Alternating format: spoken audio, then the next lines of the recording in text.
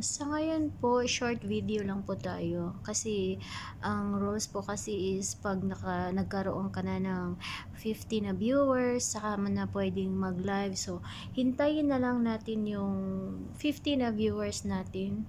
Okay? At saka, pag pwede na ako mag-live, magsisimula ako sa 2014 kung paano ako napunta dito sa UAE.